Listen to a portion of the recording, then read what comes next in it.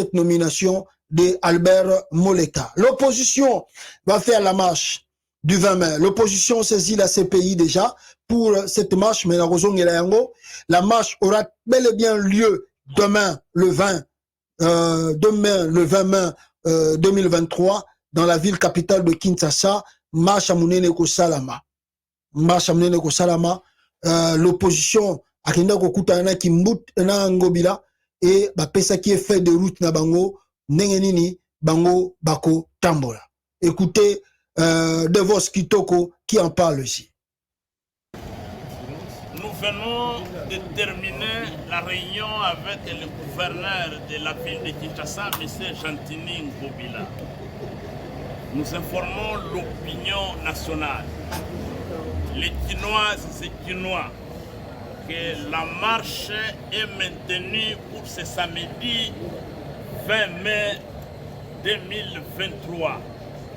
Au lieu de deux itinéraires qui étaient initialement prévus, nous avons fusionné les deux en un seul itinéraire. Celui qui commence par le rond-point Super Lemba, nous allons arriver au niveau de l'échangeur de Limité.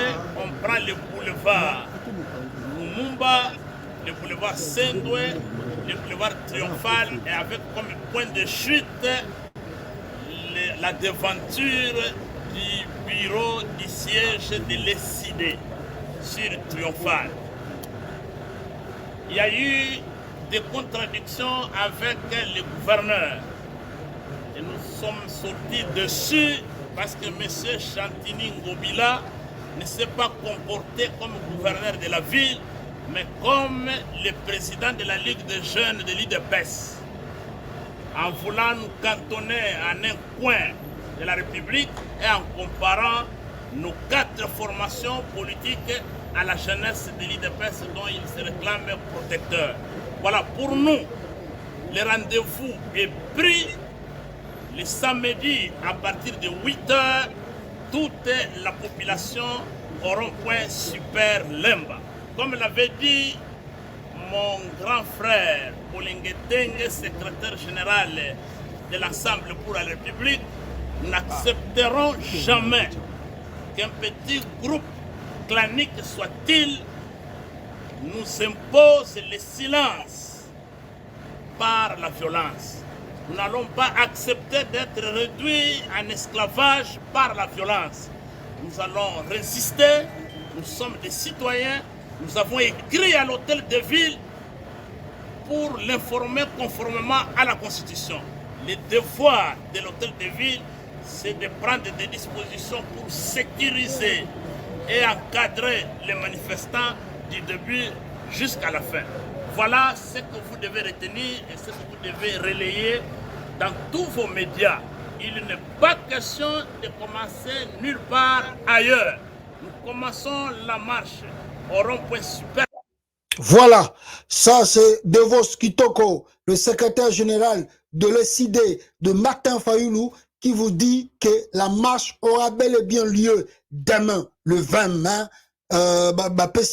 endroit avec beaucoup de précision, d'ici Kanini marche chez Banda. Donc à tous les Kinois, à tous ceux qui veulent le changement, le rendez-vous c'est pour demain, Kinois. Bobby Mabele, parce que nous serons derrière vous, nous sommes là pour vous soutenir, vos leaders politiques sont là pour vous, sortez nombreux dans la rue de la capitale, marchez. L'IDPS, ce n'est que rien.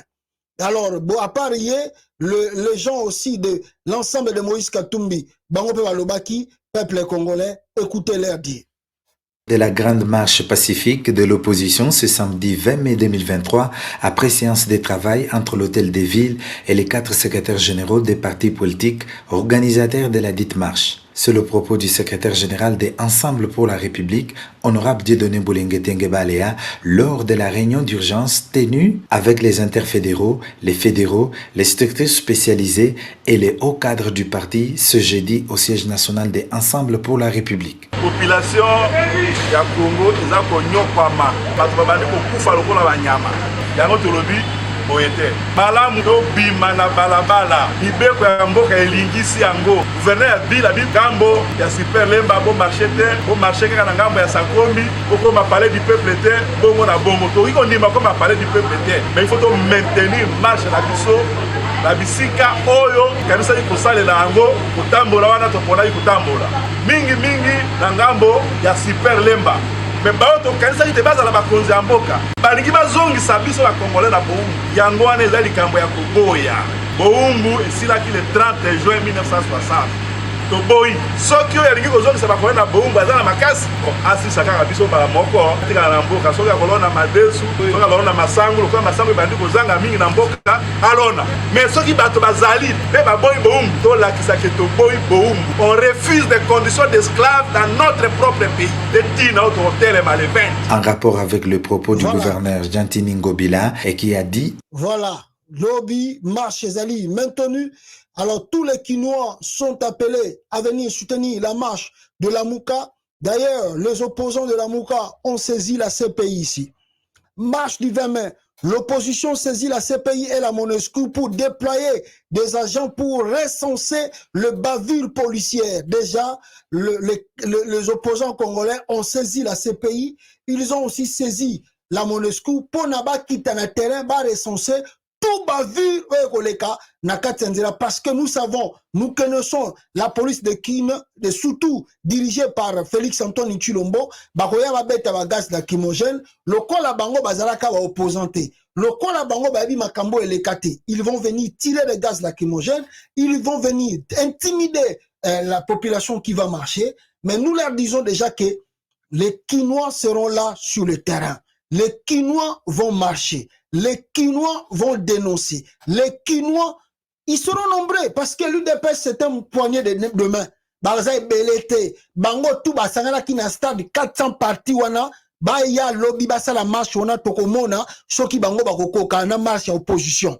Baromona que non, le peuple congolais va s'arranger derrière l'opposition et bakotonda pe belé na balabala pour démontrer à l'opinion nationale et internationale que le Congolais bazana sima ba leader bazana ko incarner ba vraie valeur ko balingi réellement ba ko bongisa mboka dans les jours à venir.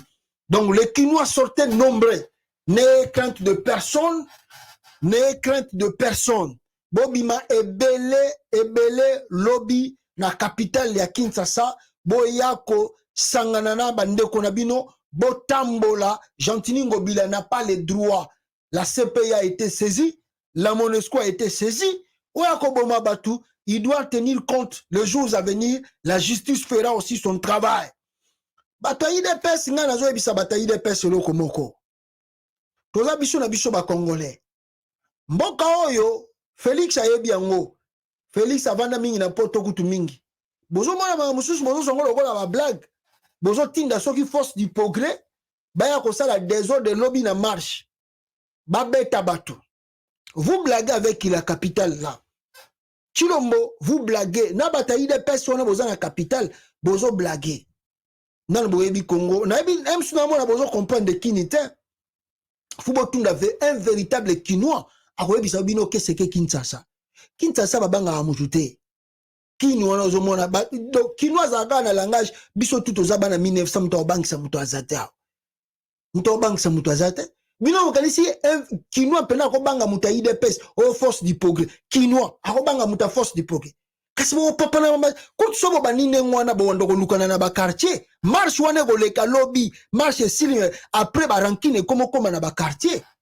Sobo sali ba aventure wana bino bo sagana moto Félix na Augustin Kabuya mutauta kisoki mbujimai oye Kinshasa ya lobby awa ozu pouvoir ya lukuta ya pamba yo oliebo vanda kinya bozo luka monte pela na capitale kasi boko bino bozana no combien IDPS bino boza combien boyebi ba kinote bosala ba aventure bosala la aventure bo mona makambo leka lobby na lupango wana limete ya IDPS soki bosala kaka lobby bo mona permanence wana IDPS bako kitisa ngona se bino boyebi ba kinote bino bakalisi Kinois ko banga Félix Kinois Kabila kuta vani na pouvoir wana aye bazo bangi Rwanda ba Kinois ba bangi Kabila te ba telemeli Kabila bongo Kinois ko banga Félix Kinois pena ko banga Augustin Kabuya ou bien Kinois ko banga force du progrès Ah papa, bon ça la aventure wana bon ça la wana. Bon mais kaka ko ya lobby na marche à opposition bon ça la blague. Bon bon na véritable affaire na lupango ya IDPS wana limité. Bon na retour nango. Jour wana bon na ke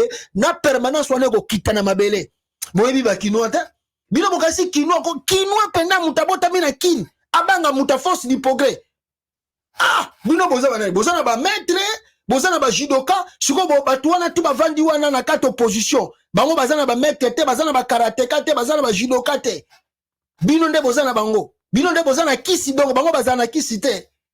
Donc bango basi na bino bakotika bino boyena ba machette bakomi ko papa bango, bokati bango ba kingo, bango tala pe bino. Boya lobby, botelemela bango na nzela, bokomona retour na lupango ya IDPS. Soki boko kima mbango wana te Augustin Kabuya bako luke na lupango na ete. Bino bozo rêver, non bo comprendre de kini te. Na ebito so lokoti bino na kote nini ba na bino na kin, bozo comprendre nan boyebi kinwa te esprit azala na ngoa. Fubo tuna nga makambu kabila mona na kata capital.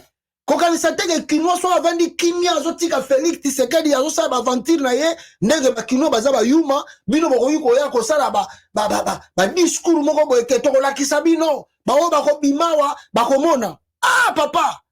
Nakin yo beta tolo. Nakin baloba ngo beke ba beta ka tolo te nakin. Yo beta tolo nakin. Boze la lobby boya na marche bato IDPS ko o ba benga la force du progrès boya lobby na marche bongo boko mona retour ba kinwa bako sala bino. Bon sana bon mona ngo zo bomino bomino ke bino nde boko mi badan. Babiloko wana se silaki. Obi discours Félix Tshisekedi yaki na 2018 awa. Tanga ju pouvoir yaki na aux États-Unis. Oh bazo boma baluba parce que ngai Félix na comme président bazo sala guerre ethnique. Biloko wana ko leka lisusu te c'est sili.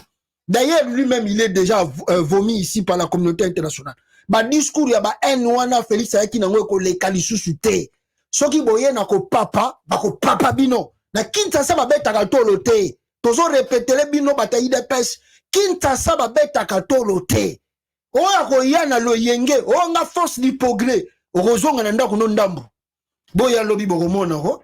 Bino bokanisi ke ba kinwa baza bazoba na bino. Bangonde bakotala bino bate parce que bino boza na pouvoir kinwa kolenga bino kinwa kobanga Félix babanga Mouzé Kabila te bino boyebi makambo Mouzé Kabila mona babanga Mobutu te boyebi makambo Mobutu mona bongonde bakobanga Félix po yaza président boya lobi bokomona kasi retour nango ndenge kozala bongo simande ko pesa ba misusu batikali leçon pe to kobanga na bien à partir ya lobi soki ka bo tielo yenge lobi batayi de pêche. Donc, jour à l'obinde ko confirmer que to banga ni pe libela o avani na kwa na e o patikali na kwa na e boya na loenge bo sentir qu'est-ce que les Kinois. Donc bana kin boya e belé na marche bobi ma belé ngobila seki c'est un voleur ngobila on to ko kangaye ngobila to ko kangaye azela kaka le temps va venir babiloko to azo sala wana ko matawa zo matawana ko yiba o baza ko yiba na Félix akokangama. Le temps n'est pas encore venu. Jacqueline Ngobila sera arrêté. On est ici à ce pélaga. Mais le pouvoir, la roue tourne. Et tant qu'on tourne, à Roki m'exile na poto. Bongo banda kutua tirai na Kinshasa. Nawe a sombi, a romona ninge ko récupérer. Voilà, merci beaucoup bande konanga bolandinga boze belé. Batindela kinga yi vidéo comment la population ya Tanganyika babengana ki gouverneur Kiabula kuna. Maintenant, nous sommes dans la prochaine édition parce que tu as déjà moins de temps. Et ça, on peut peut-être un rôle avec Sabino, comment chasser Kiabula, gouverneur, il y a Okatanga, Benganie, Akinde, Kotambola, Kotemoko, la population Baboye.